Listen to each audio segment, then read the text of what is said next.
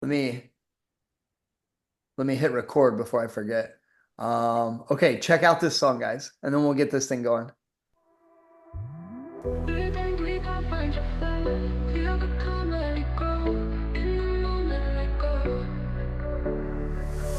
Raise your mind to a gentle space. Follow breath at your own pace. Feel the peace, embrace, embrace, embrace. This is the art of guiding meditations. Find it in calm, gentle rotations. Create your story, bring them to their desired glory. Questions lead to deep connections.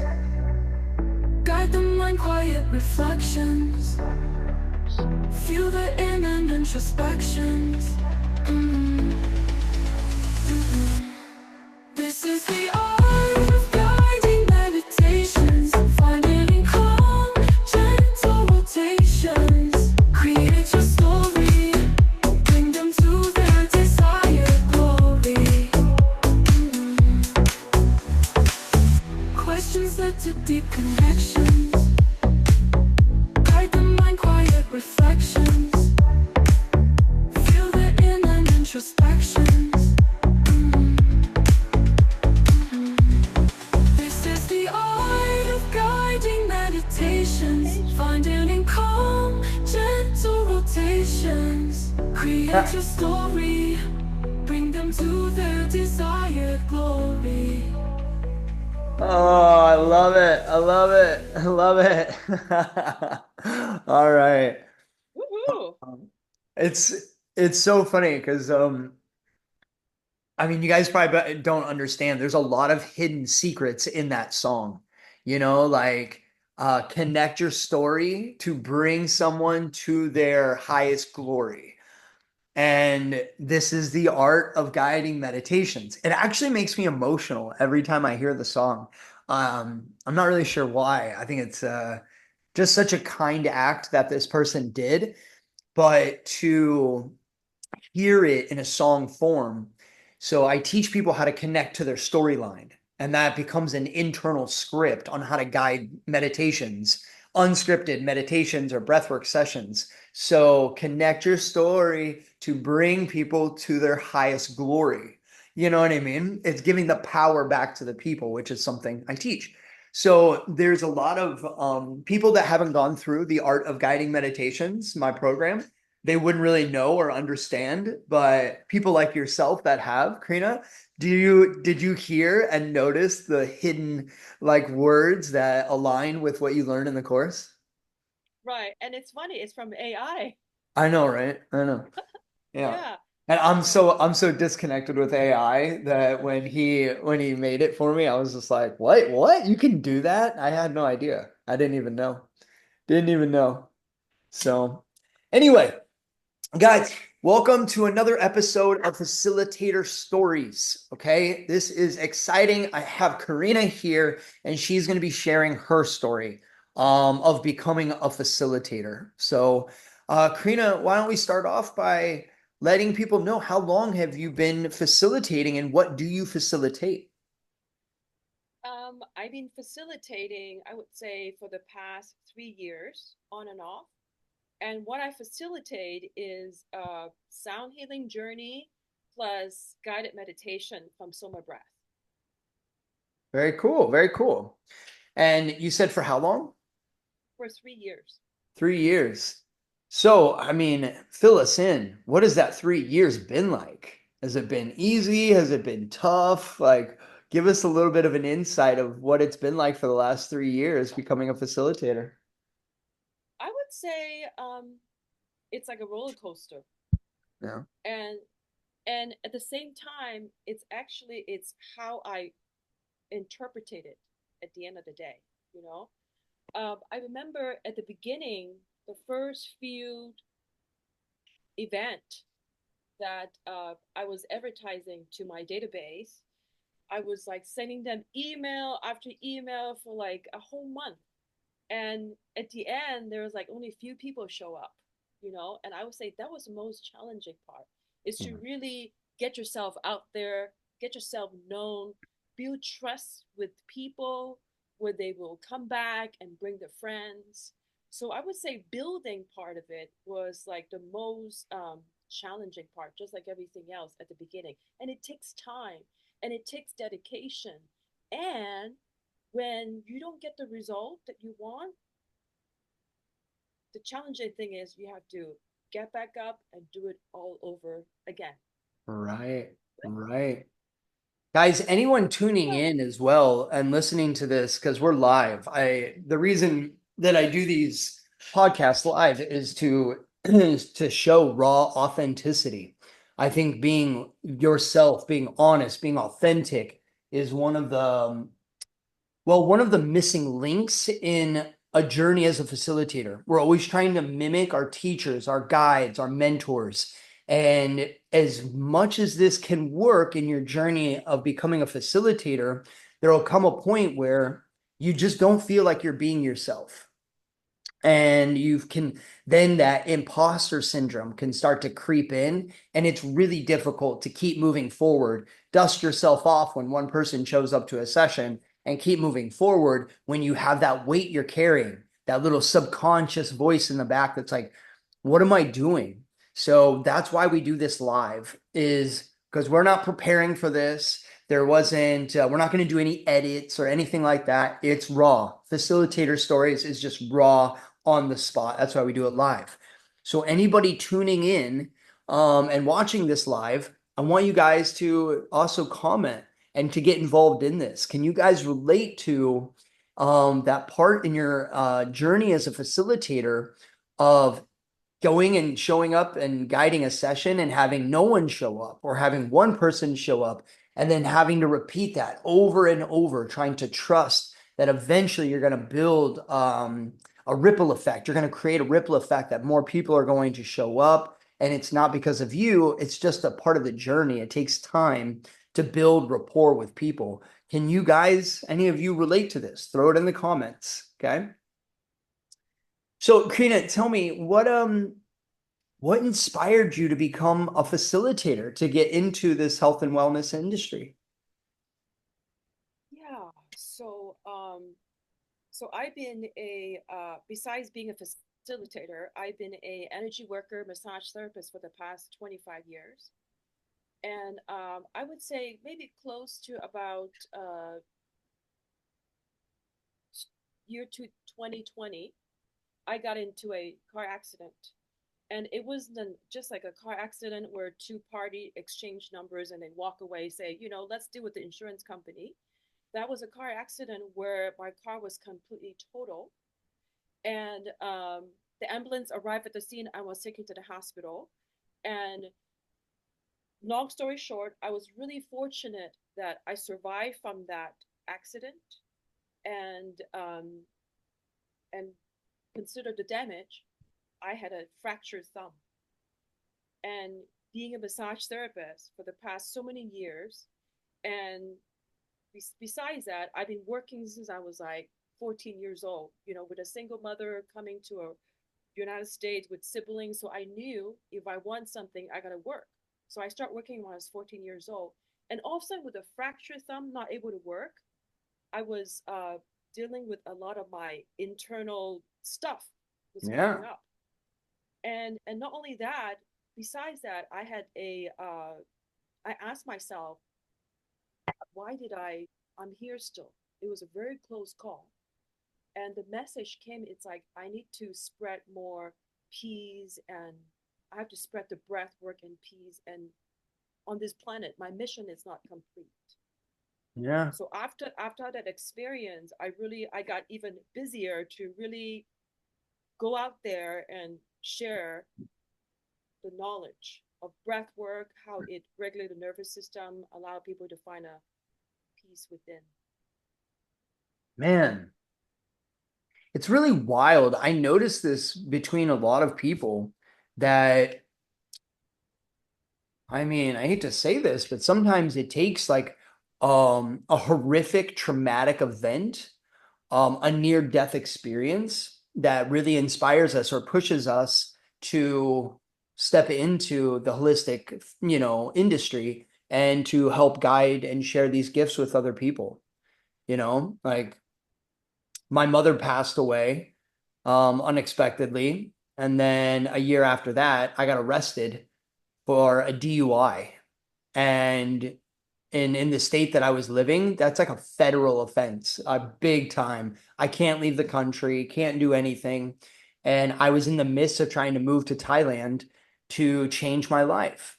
And I prayed to my mother every single day in that 1 year that if she would help me get out of that DUI so that I could move to Thailand and train in holistic health, I was like, I promise I'll make a change. I'll change the world. I'll do positive things. I please get me out of this. And out of nowhere, the case got dismissed.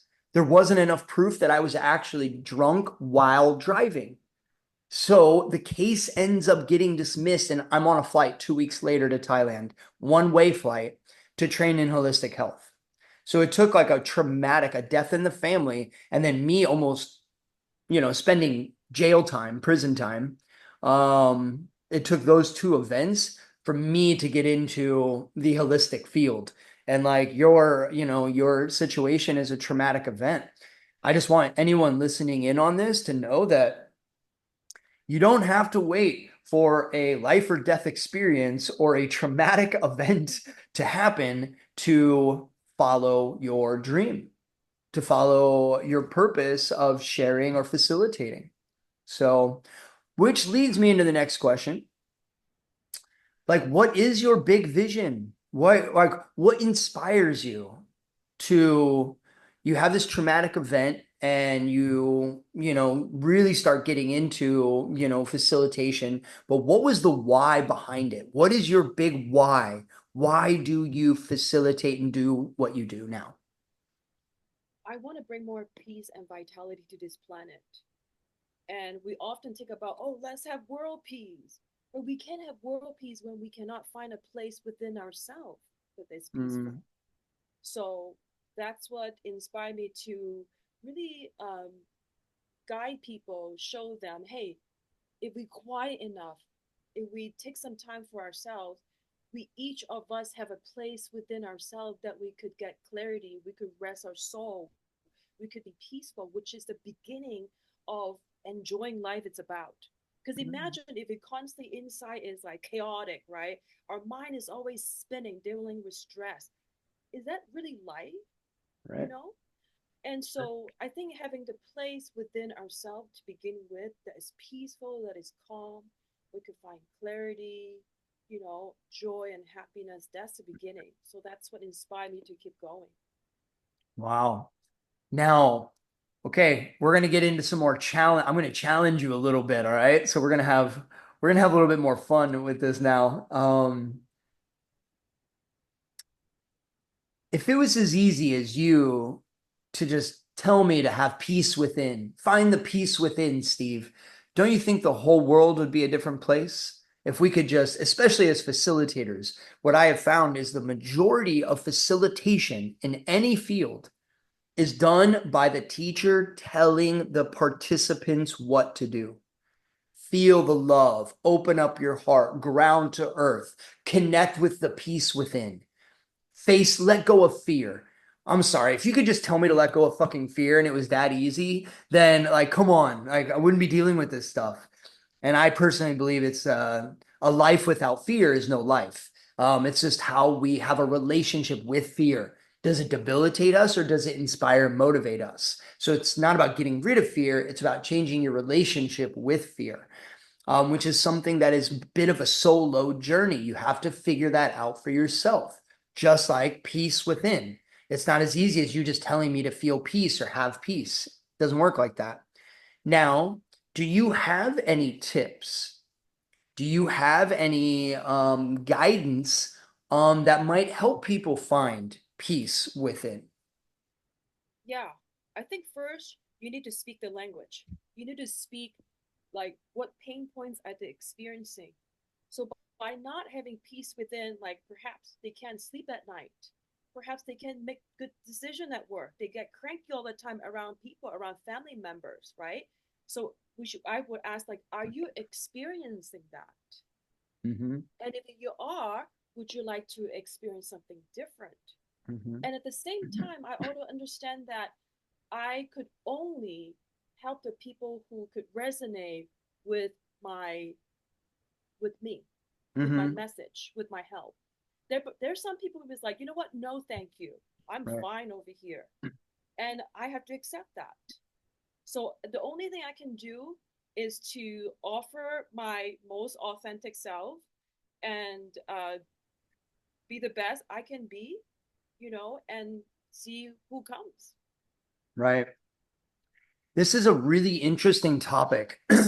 So I found that people were resisting me sharing anything around breath work, meditation, health, wellness.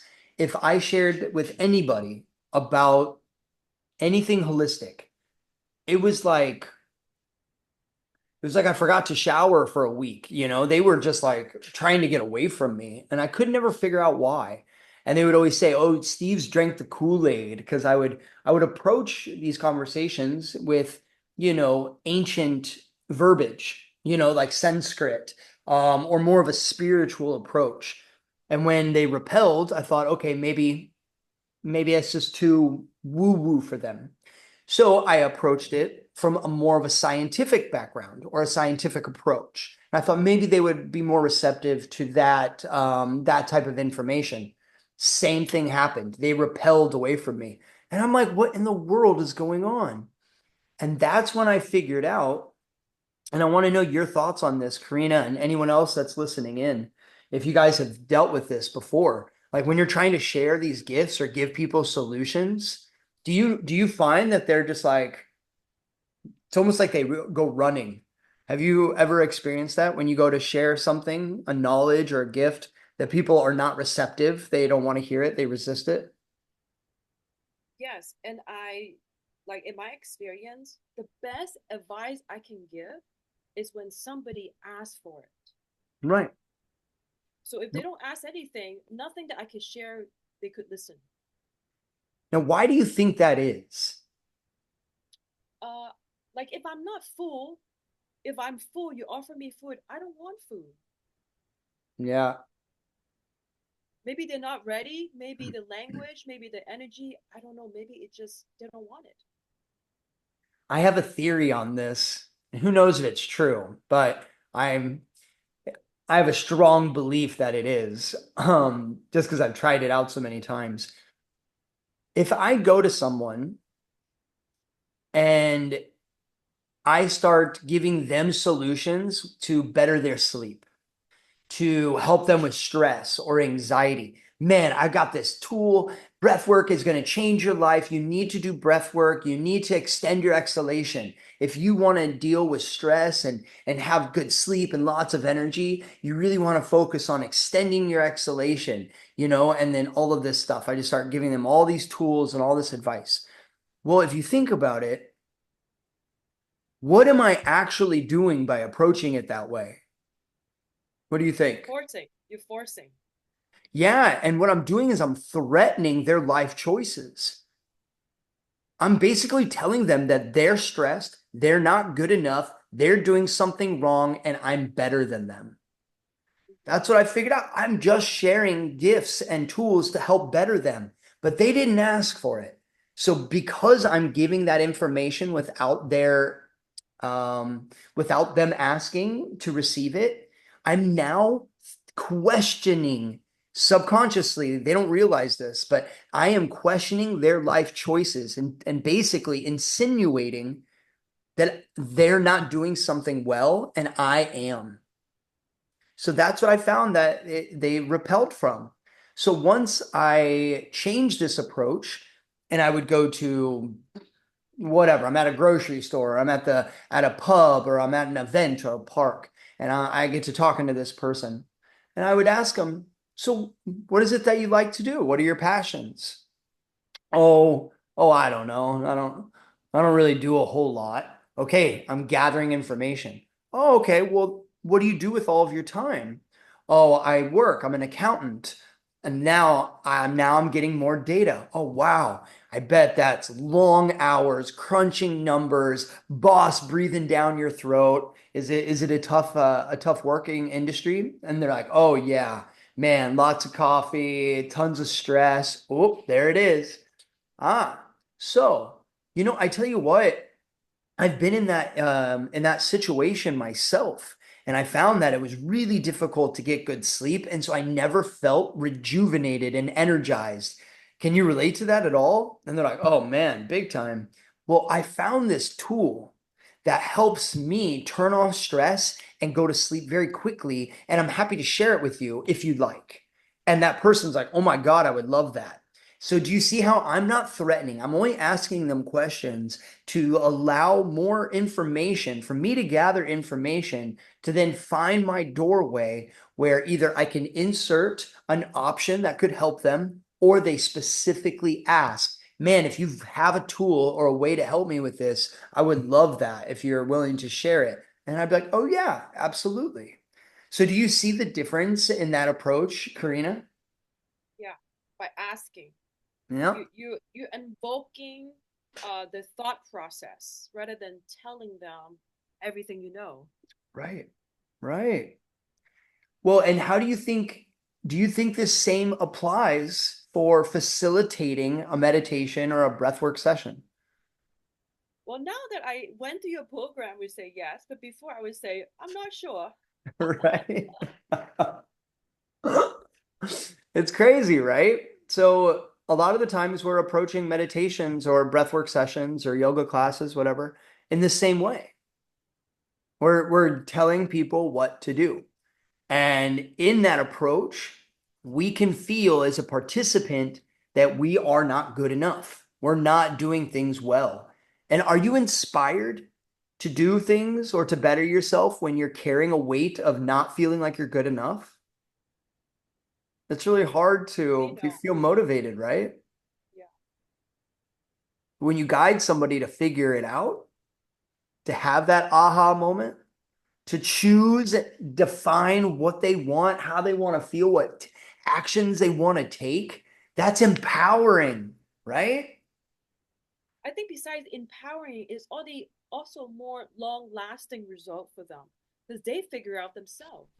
Right. Right. No, it's way more sustainable. Way more sustainable. I believe that there's like different levels of teaching. Okay. And like one style of teaching is you can tell people the answers. You find this in the educational industry very, very much. Okay. Here, 2 + 2 = 4. Here's why the math equation works. Here's the answer. Okay. And then you learn from that place. Or you can guide someone to figure it out. And when somebody figures it out themselves, even if it is a math equation or how to write an essay or guide a meditation, change their life, fix their diet, whatever, when they figure it out, when that light bulb goes off for them, it's sustainable. You figured it out yourself. So it sticks with you much deeper than it does if you just tell somebody the answers. Not only that, but aren't our own answers subjective? Do you really is my belief of an answer always necessarily going to align with yours? Is that true even? It's my opinion of the answer, but is that really the answer? So it's always open for discussion, for question. I love this part about the world. It's like very few things are really, really proven and set in stone. I don't believe 100% in anything. Yeah, something could be 99% true, but there's always that 1%, and it's room for error, room for change. I don't think anything is really consistent. What does the Buddha say? The only thing that's consistent is that nothing is consistent. Mm. Something like that. That Interesting, sounds right? that sounds that sounds that sounds right. It's close. I don't think it's exactly on point, but it's close. It's basically like the only thing that for sure is that nothing is consistent. Nothing is ever the same. It's always going to change. So that's the only thing that you can, according to to Buddha. But anyway, okay. So I really, really love this part of this session. So, Karina, what has been your biggest challenge as a facilitator?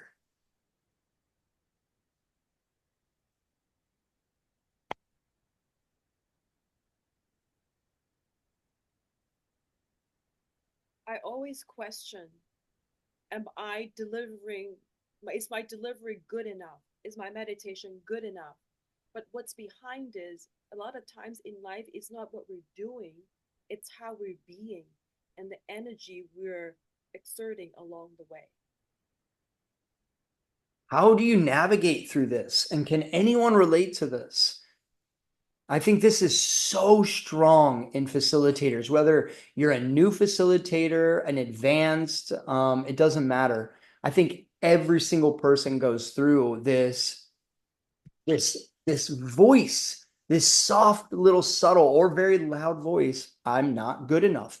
Who would ever want to be guided by me? You know? Mhm. So how do you manage this? The way I've been managing it is really to be mindful. It's about the being, not the doing. Because I could be delivering a really good guided meditation, but inside of me is so stressed out, and my client will feel it, So it's about mindfully reminding myself it's who I'm being because energy is everything, you know. If I present this calm center energy as I'm delivering this meditation, if that's my intention, the people will feel it. Mhm. So it's a mindful reminder. It's not doing, it's being. Have you ever heard that saying? Don't be a human doing, be a human being. Mm, Because we're always trying to do, but then we're never being present, you know? yeah, So it's always thinking about the next thing, how we need to fix this, do that, achieve this. But that's a human doing, not human right. being. And it sounds very familiar to what you just said. Yeah, we even asked each other, hey, how are you doing? I know, right? Yeah, it's such a standard thing to say. And I always tell people, I'm like, actually, I feel like shit today. This and this happened, and I just finished, shedding some tears. And the look on their face, like, what the fuck? I'm like, you asked. But people always just say it as a standardized thing to like break the ice or to fill the void. Oh, how are you doing? Oh, I'm doing great. How are you? Doing good. And then you keep moving on. It's fake. It's Yeah, not authentic. It's not real. Don't ask if you don't want to hear. The look on people's face. And I tell them too, they're like, whoa, man. And I'm like, but you asked. Next time, don't ask if you're not willing to hear. And I'll do it to the same side. I'll ask somebody, how are you doing? They're like, good. I'm like, really? They're like, what do you mean? I'm like, I asked. And when I ask you, that means that I'm here and ready and willing to hear the truth. I'm giving you that time and energy. Otherwise, I wouldn't ask. Are you really doing okay? And the majority of the time, they crack right there. Like, no, actually, the last week has been really tough. I'm like, okay, now we're getting yeah, somewhere. Now we're getting yeah. somewhere. Authenticity. You know what I mean? So like the journey of becoming a facilitator, I personally feel is really difficult sometimes because we are trying to mimic everybody else. So we don't ever feel like we can be ourselves. And if we don't feel like we can be ourselves, we don't feel true, authentic, then we're carrying that weight going in and trying to facilitate from that place. That internal chaos that's going on that makes it difficult to facilitate. Have you found that this I'm not good enough, where do you think it comes from? It comes from many places, I would say the way I brought parent. I mean, we could talk about many things like Of course. society, parent, blah blah blah, Right. my own mind. I don't think that matters, but I think what matter is not to believe it. Not to believe it. Yeah, because it's kind of like a broken record a lot, you know. It's there. So let me ask you this, because I've trained so many coaches at this point, and I see commonality between a lot of people. And this I'm not good enough is something that I see in I would say every single person that I've come across. And I've always been trying to figure out, because obviously it can come from our childhood, it can come from teenage years, traumas, pains, subconscious or psychological imprints that have conditioned us to feel like we're not good enough. But in the field of facilitation, this I'm not good enough comes up in, I'd say, 99% of people. Um, Now, were you experiencing any of that before you went through my program, The Art of Guiding Meditations? Were you feeling any of that I'm not good enough kind of lingering thoughts? Yeah, I would say yes. Now, having finished the program and you're now certified, which congratulations, by the way, that's a pretty awesome thing, an achievement that you have done Woo! because I did not make it easy on you. I wanted you to be able to handle any situation. But do you feel like that I'm not good enough is as strong now having gone through the art of guiding meditations? I would say no. It's not as strong because it's funny now that I'm guiding the meditation, it's like I'm just sharing my experience. I'm just, you know, asking questions. It's like, hey, can you relate to this? Mhm. Hey, could it be this? Could it be that? Like, I'm not really telling them what it is. I'm just asking them. And at the same time, I'm also in touch with my own heart and emotion and stories. Mhm. So I think with all that going on, there is no room for I'm not good enough. I'm just being authentic here and sharing with you. Yeah. Guys, this is huge. I really hope that you let this sink in. I really, really do. Because I'm not against scripts. Okay. The majority of the journey of facilitation is to memorize somebody else's script or write your own. And I'm in full support of this. Okay. I think that scripts are a great learning tool, but I do not think it is the pathway of becoming a facilitator, because what you're doing is you're spending extensive amount of time preparing for your session. So you are thinking about what to do, what to say. Okay. And when you're in your thinking mind, the emotion is removed. We become robotic.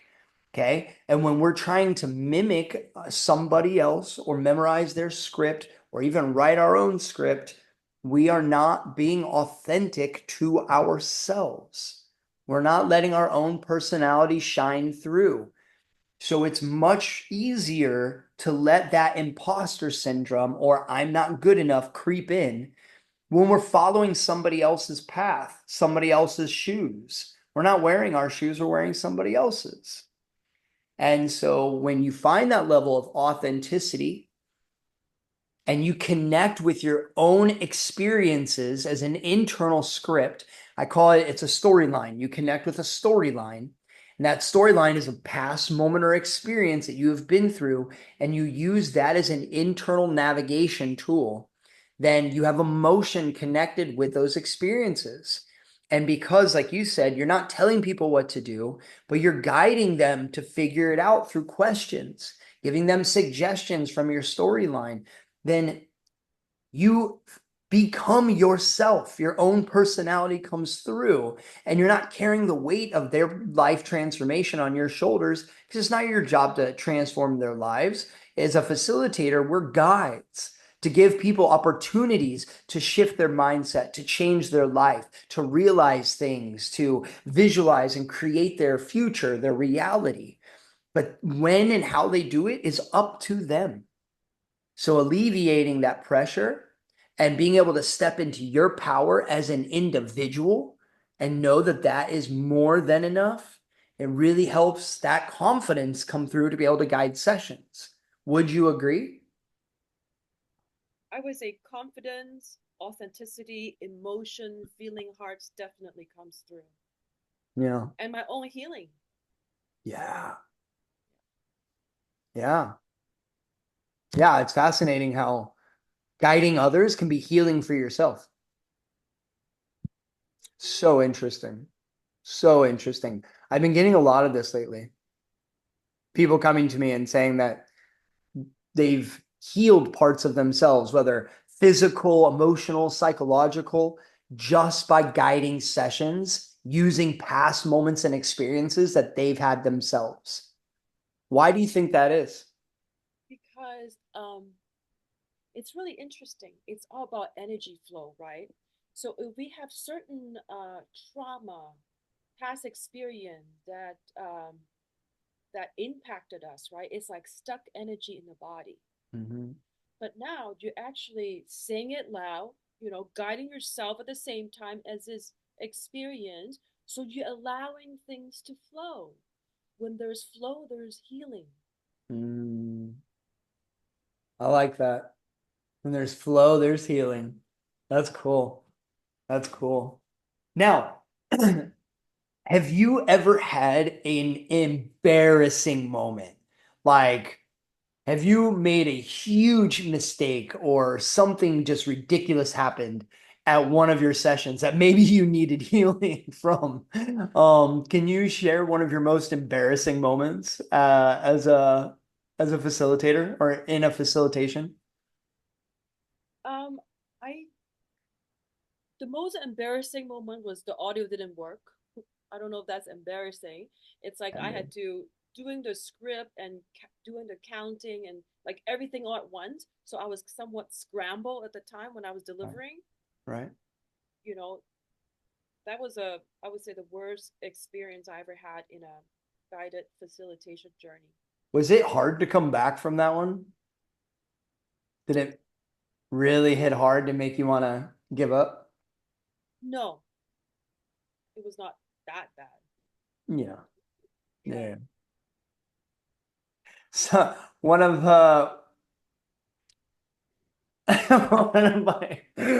my students, we were on a coaching call the other day, and English is not her native language.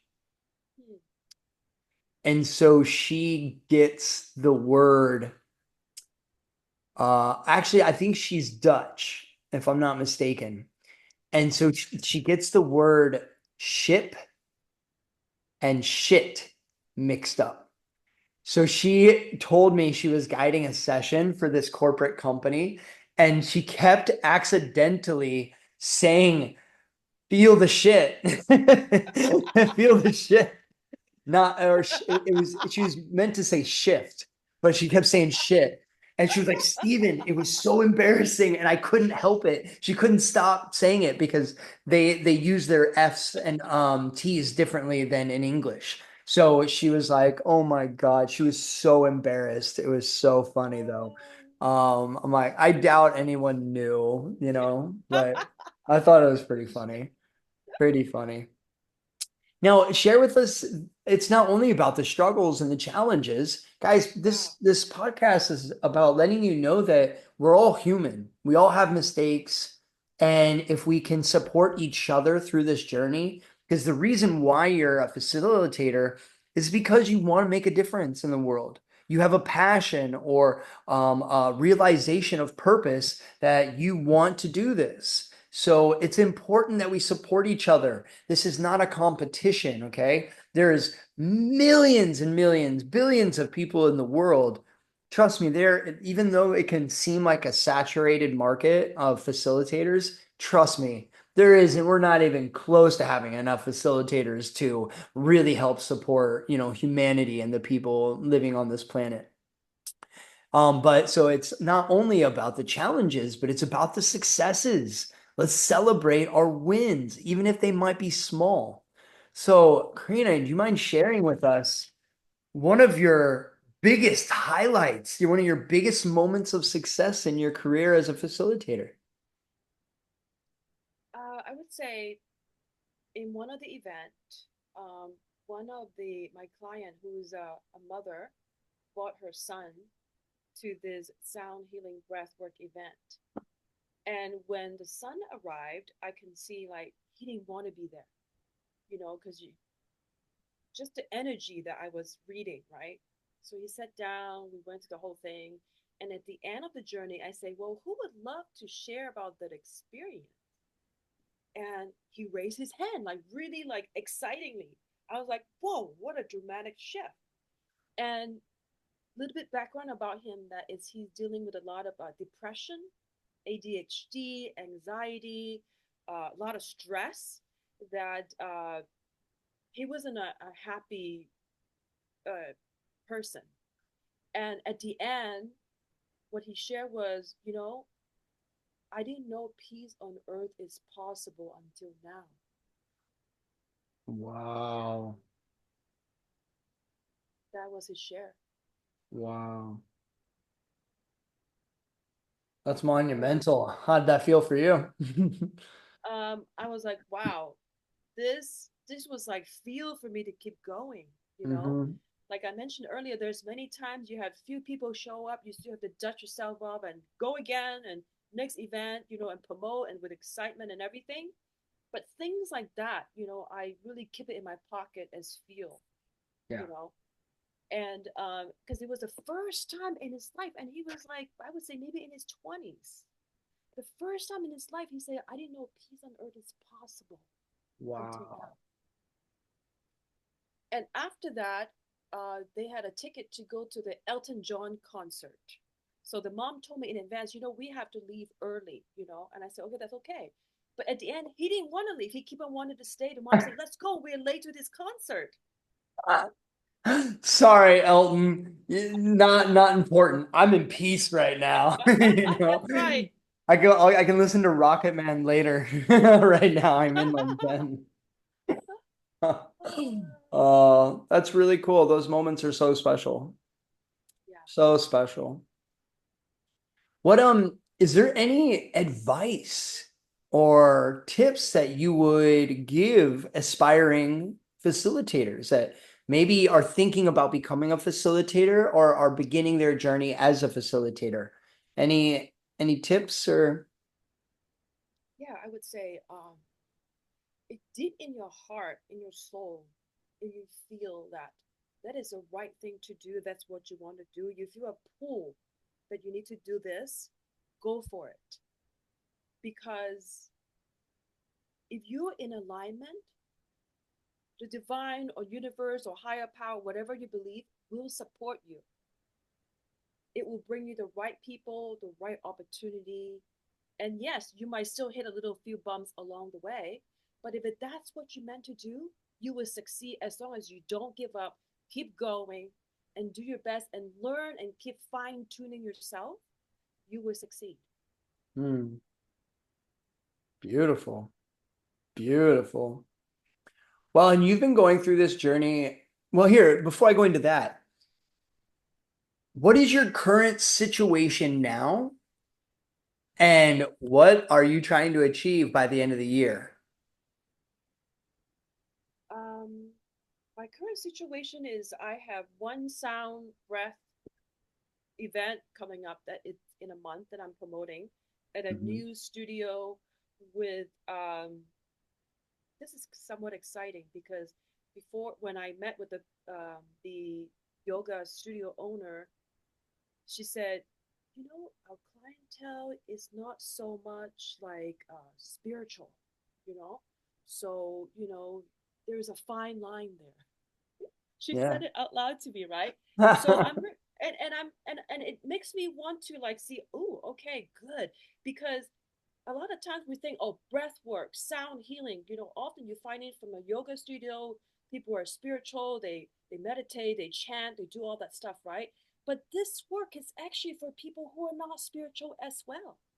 So I'm really excited for this opportunity to introduce this breath work, this sound healing to the non-spiritual people in a non spiritual way. Right. And so I'm also excited about this project coming up in a month.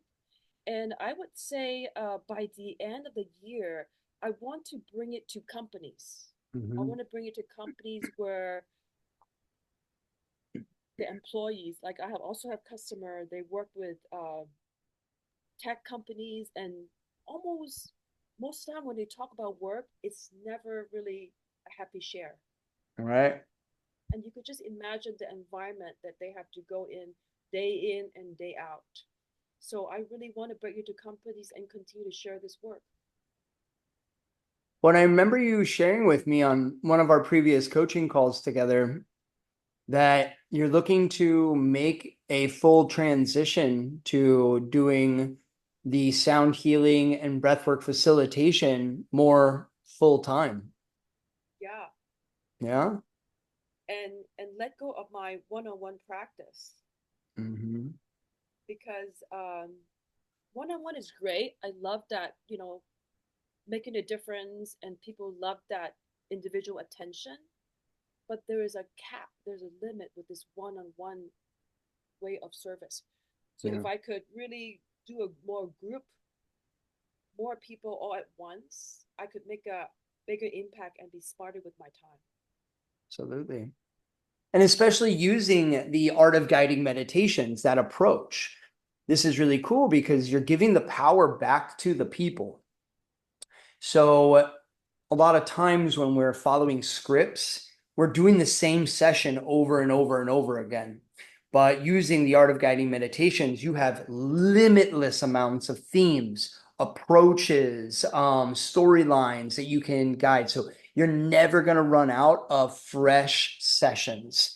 And the ability to just show up and guide a session right there on the spot without having to prepare for it, it opens you up to take new opportunities, to take different chances, to be open for more things to come in.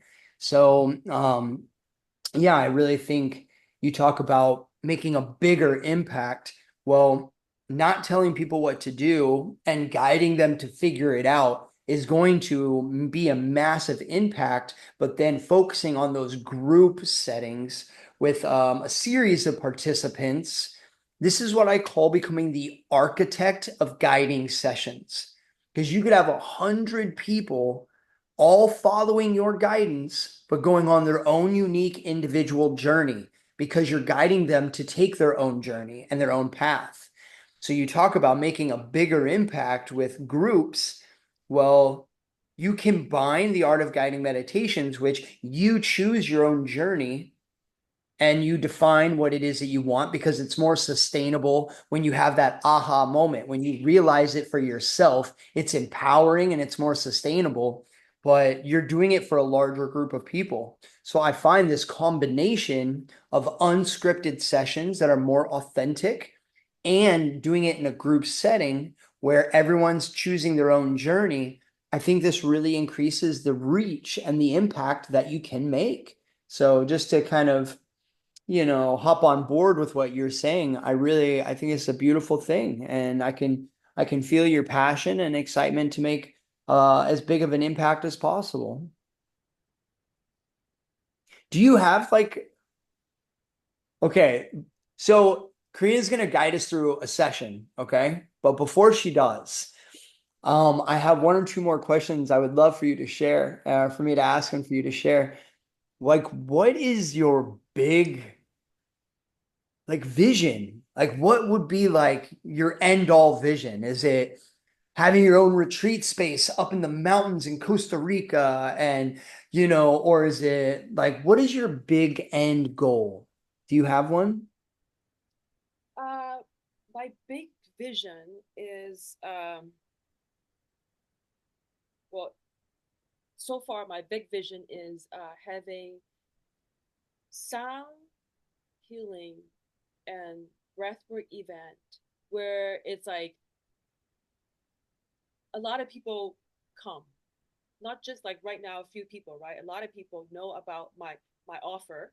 And Mm-hmm. at the event, I actually, because another thing that I'm passionate about is I create fashion, and also I have this beautiful clothing where people could also shop while they're at the event. So it's like a whole experience. It's not just an event they attend, it's an experience where they wear these clothes, they feel different, they Yeah. feel, they could breathe freely within them. Yeah. So it's like a whole inside out transformation. Right. Yeah, I mean, when you look good, you feel good. So you combine Yeah. that with some sound therapy and breath work, and I'm like, you're coming out like, feeling like Britney Spears back in 1990, you know? Yeah, we are what we wear. I have no idea where this stuff comes from out of my mouth. Oh my God. Um, so you have just completed the Art of Guiding Meditations. This is a course that I built, which, oh my goodness, at this point, I've been teaching it for years to hundreds of people. But since I launched the course, I'm just about to clear 100 people, 100 students, which is just a really cool milestone. But you have just completed this course. So it's guiding unscripted sessions with no preparation time right there on the spot. What has been your experience going from scripted sessions to non-scripted sessions? Do you have any recommendations or anything you'd like to share about that experience with the listeners? I really love it. I really love what I'm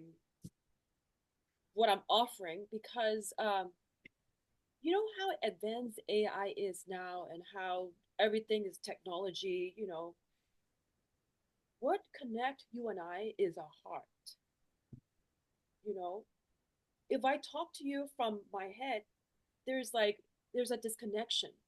Right. So by creating or it's guiding the art of meditation with my heart, with my experience, with my storyline, I am connecting with my audience. And I'm also awakening my own heart and keep opening my own heart. Yeah. Yeah, I feel like our heart is a special place to connect. So I would say the Mhm. connection with myself, the connection with my audience, and connection with the experience is much more loving and Yeah. profound.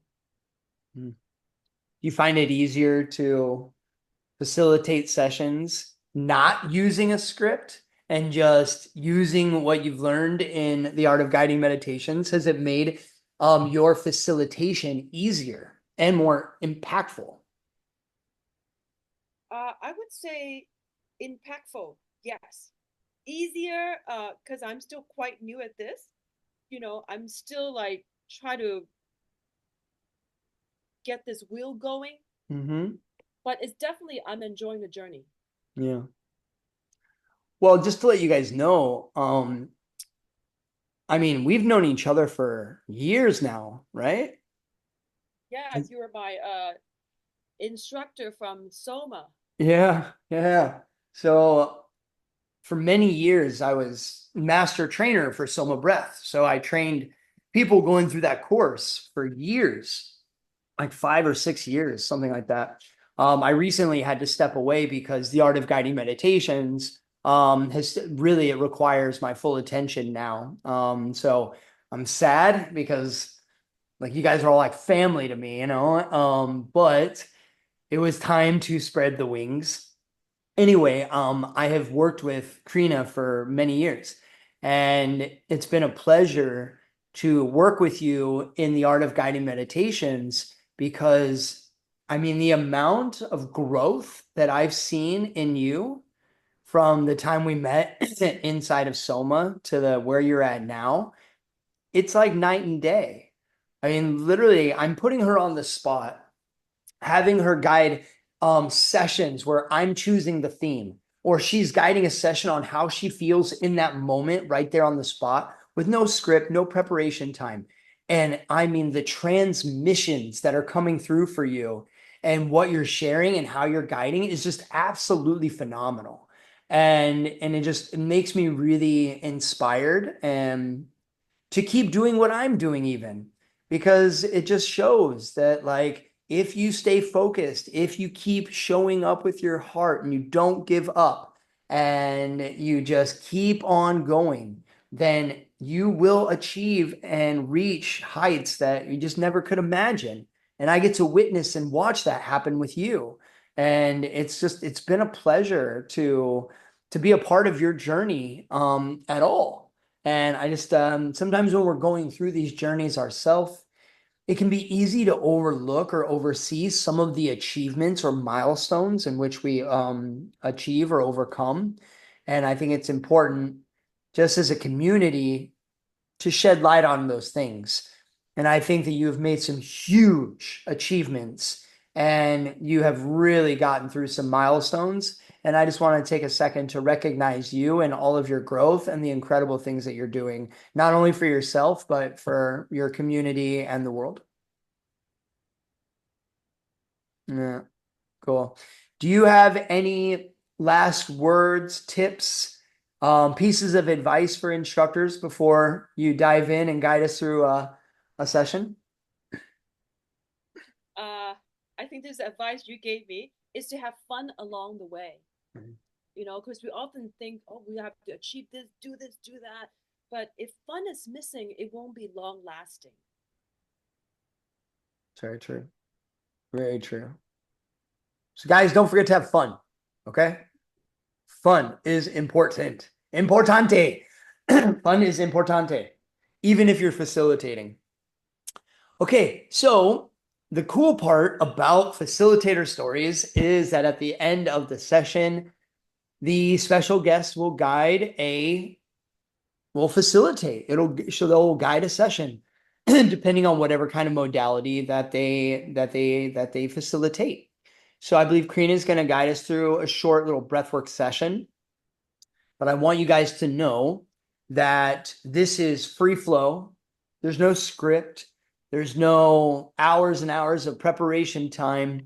She has connected with a theme, her own storyline, so that it's relatable. She connects with that, and she's going to guide it right here on the spot, free flow. Okay. So you guys are getting a taste of what it looks like to not have to spend hours and hours and hours or days, if not weeks, preparing for a session and guiding a session from the heart. Okay. And because heart, the emotions that you bring in when you guide from this place, your emotions are your superpower. Okay. So when you bring this type of approach into your facilitation, you're going to see an increased, enhanced potential for transformation from your participants because they feel safe. They can relate to what you're saying. There is power in emotion. So you bring an enhanced level of power into your facilitation. And this changes the game not only for yourself, but for your participants. Okay. So, Karina, anything you would like to do or say before you take us through a little journey? I'm ready, and I hope you guys are ready for this journey. Outstanding. Well, the floor is yours. I will mute myself. Guys, enjoy, and I'll see you on the other side. All right. And I want to make sure my audio is, you'll get it, Stephen.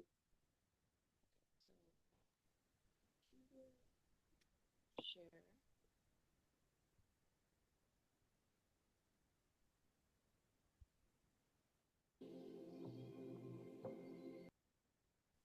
Anyone watching or listening in right now, guys, hit that share button so that other people can enjoy this session as well.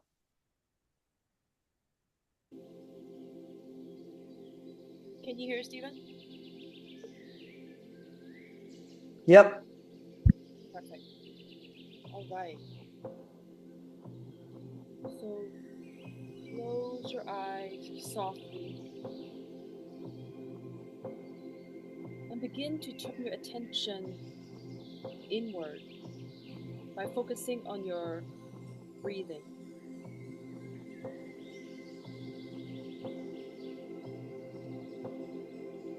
Taking the breath into your nose, letting the air fill your belly as it expands, and exhale through your nose and let your belly fall.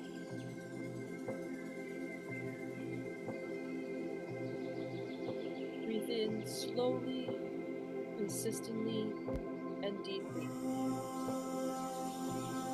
In a moment, we're going to start a first round of breathing, and the rate we're going to be is inhale 2 seconds and exhale 4 seconds. In, out, in, out.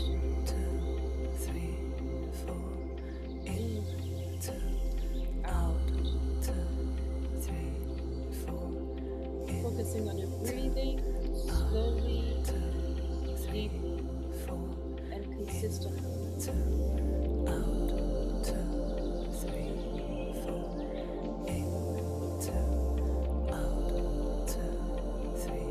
What is your relationship with overwhelmed?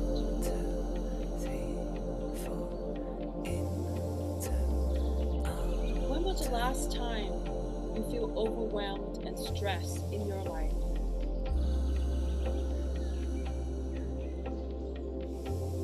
How did that feel like?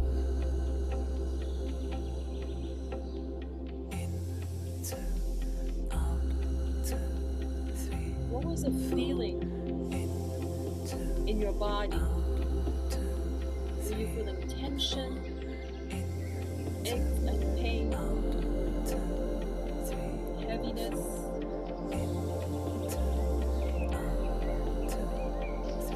How about your emotions? What did your emotions feeling like?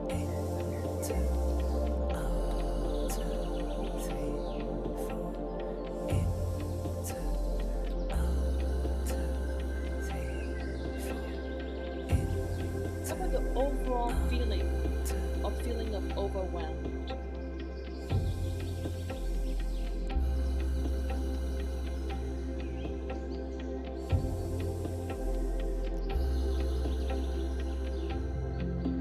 In those moments of mixed feelings and mixed emotions, and it could feel like it's chaotic, there's something that you might not know. There's actually a place that exists within you and all of us. A place that is peaceful, calm,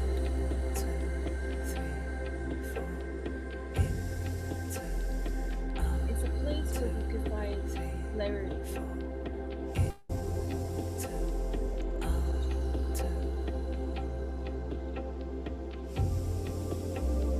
That place exists within all of us.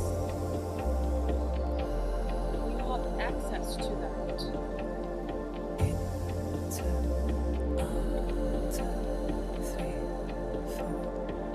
Are you ready today to go on this journey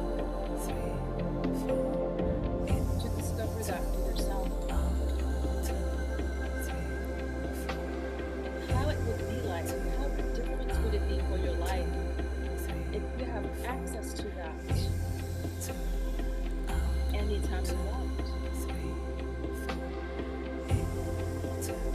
Just imagine that.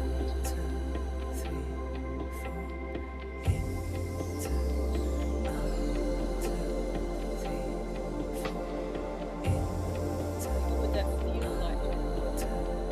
What difference would it make for your life and the relationships we have with other people?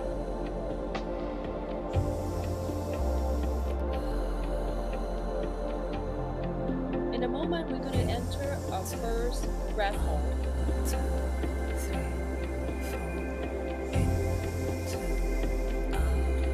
And I'll guide you through every step with this breath hold journey. We're all going to take a deep breath together. And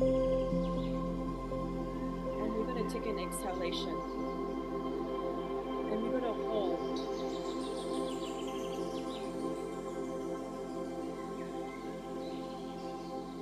This is a very special moment.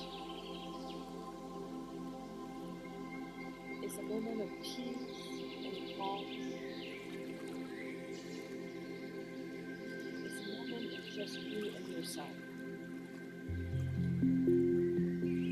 In this moment, you might get insights, messages, guidance from your higher self. If you feel the urge to breathe, I want to invite you to override the sensation, to go for a little bit longer.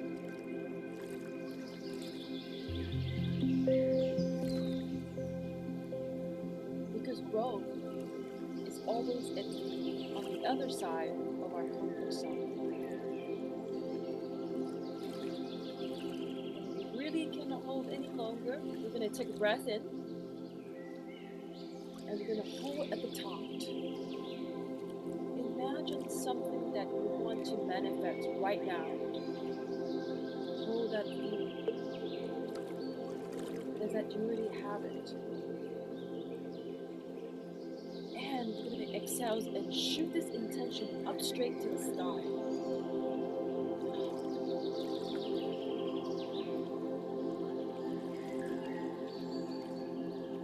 Good job. We're just completed our first round of journey together. And we're going to stay here for a few minutes.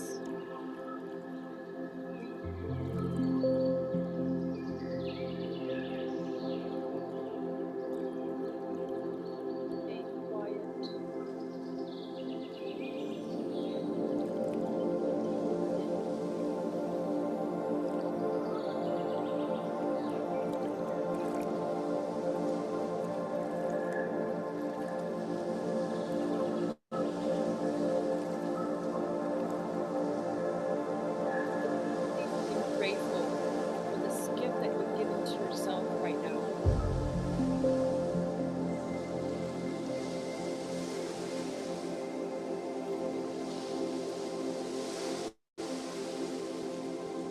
The gift to get quiet,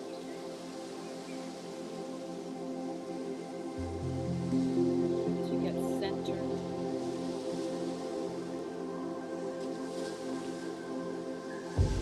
clarity.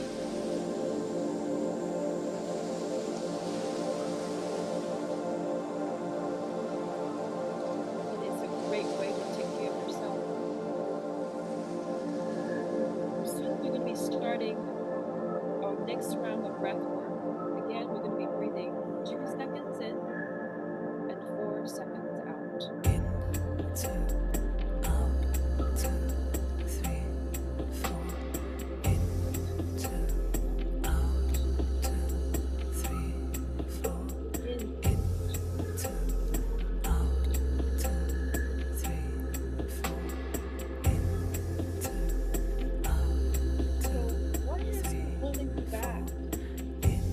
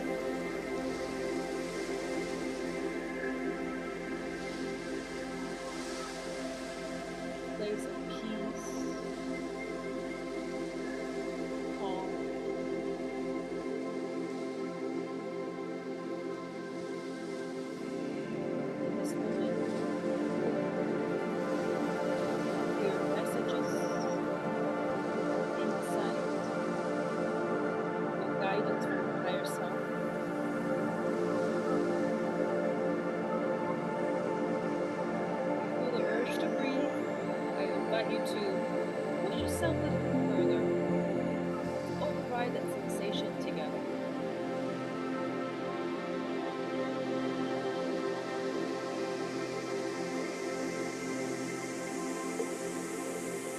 If you can't really hold it any longer, I invite you to take a breath in.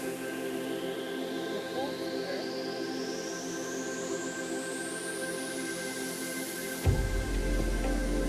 What would you like to call in? How that would feel like. And we're going to exhale together and send the intention straight up in the sky. Ready?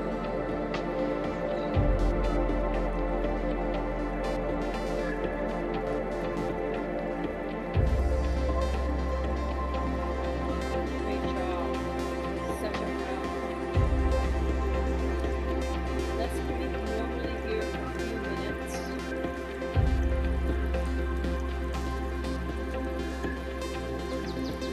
And honor yourself this gift that you're giving to yourself.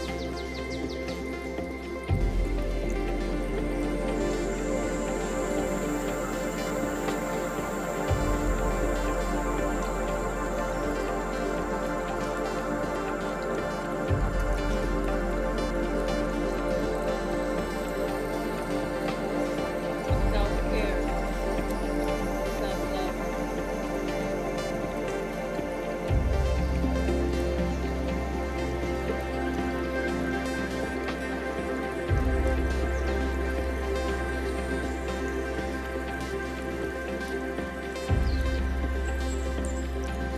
Imagine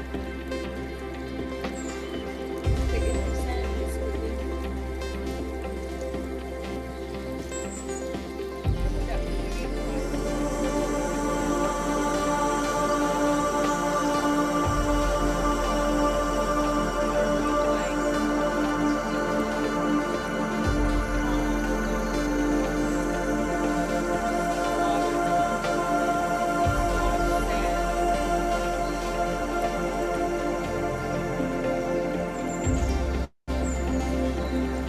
Or would it feel like a lush green jungle?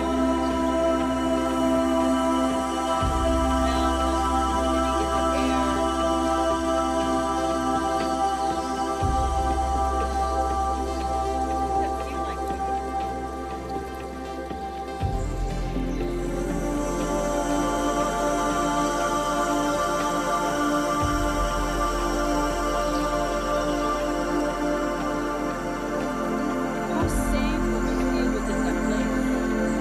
How calm and centered would you feel there?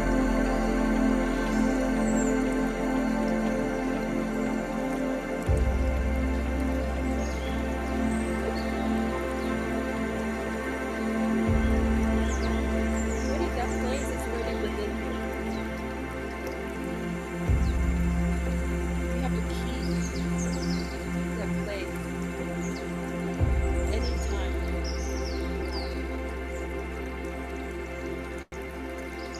What kind of difference would it make for you, for your life, and for your love?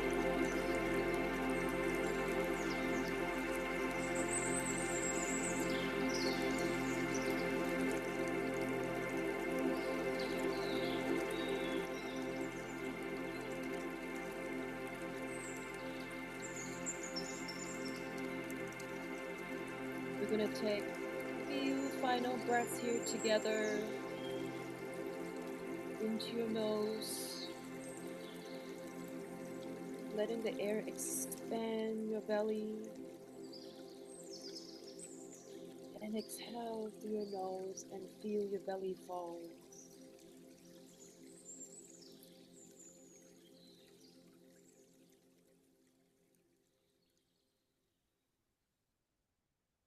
Slowly come back to the space you're in.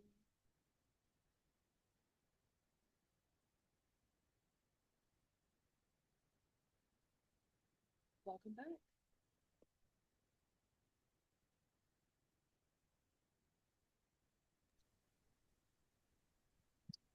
Welcome back, everyone. Welcome back. Ah, let's all just have a moment to just have one last deep breath in. Exhale and relax.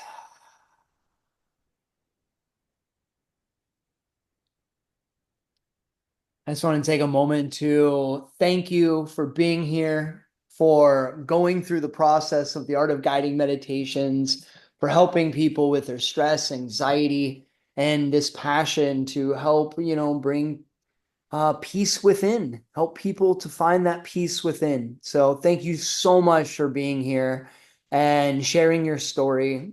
To all those that tuned in, listened in, I hope this acted as an inspiration and gave you support, gave you tips, and it struck up that fire inside of you that you can be a facilitator. You can guide other people, you can follow your dreams, follow your heart, lead from that place.